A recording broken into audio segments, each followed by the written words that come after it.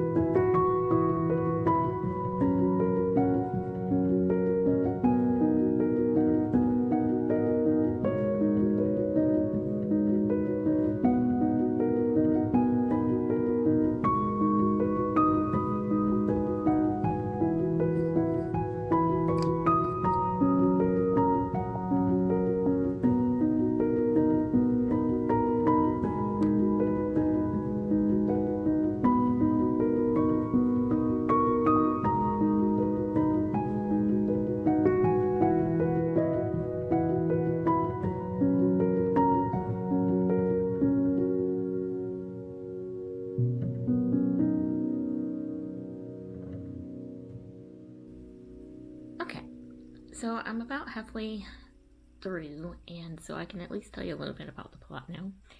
We're following two best friends, Connie and Adele, and they are obsessed with this historical romance book called Moira, and they're also kind of into, or Adele more so than Connie, is really into sort of the occult / mystic scene.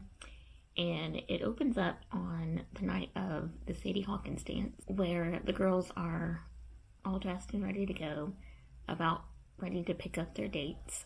And Connie gets really nervous and decides that she really doesn't want to go. And so Adele, being her absolute best friend, of course, doesn't go to the dance either, and she stays with Connie. And to make up for Adele missing the dance, Connie agrees to go with her to visit their local occult shop, which they do visit on occasion, but Adele had gotten this invitation for some midnight social, and they were planning on going, or she was planning on asking Connie to go after the dance anyway, so they went ahead and just go early to make up for Adele missing the dance. And while they both kind of play around with it, Adele is definitely the more believer in actual magic. And so when they get to the shop owner tells Adele that he can perform real magic, and that magic would transport both the girls inside their favorite book. So of course Adele jumps on the opportunity, and Connie is reluctant, but she does get into it and kind of tries the spell, not really thinking it was going to work. But it did. So the girls get transported into their favorite book, but not at the same point within the story. And so now they're just trying to find each other within this story world so that they can perform this spell again to get them out of the book. So that's where we are right now, but it's also not exactly what they were expecting. The story is completely different from the one that they know by heart.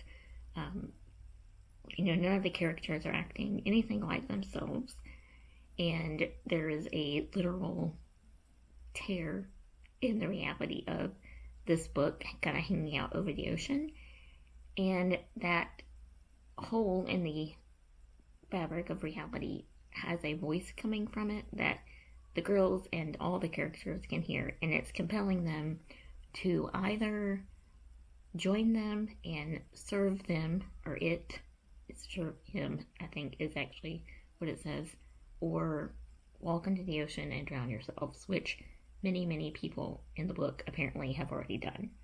So there's that whole thing going on. So they're trying to avoid the voice and find each other so that they can go home. I'm not loving it. It's very YA. It's also written in third person, and it kind of switches characters in the middle of paragraphs, which is really confusing, and I just don't like how it's written at all. But it is a very fast, easy read, so I imagine I'll just push through and finish it.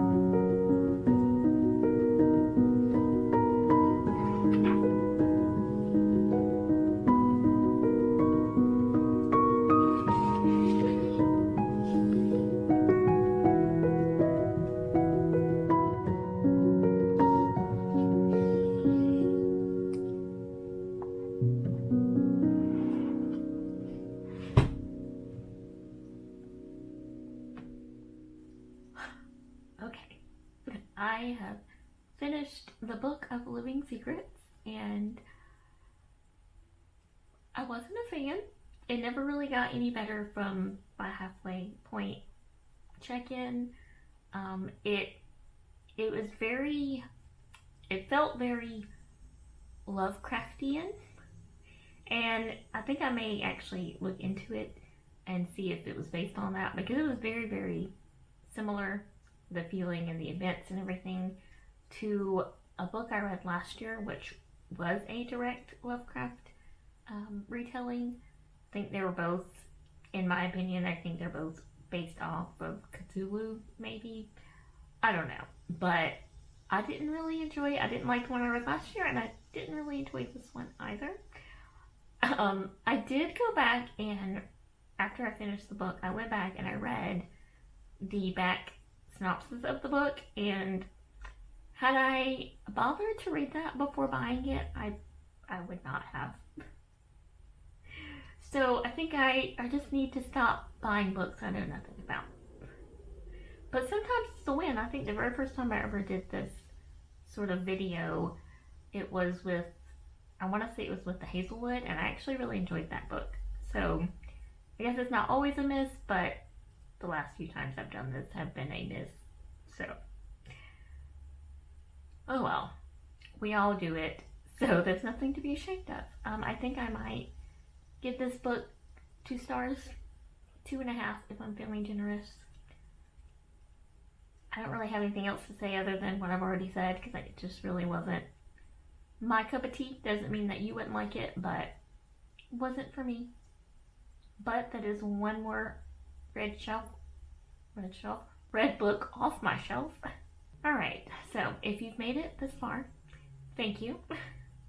And why don't you leave me an octopus emoji to represent the tentacles on the front of this very deceiving, beautiful book. And as always, I thank you so much for being here, and I hope that means I see you soon.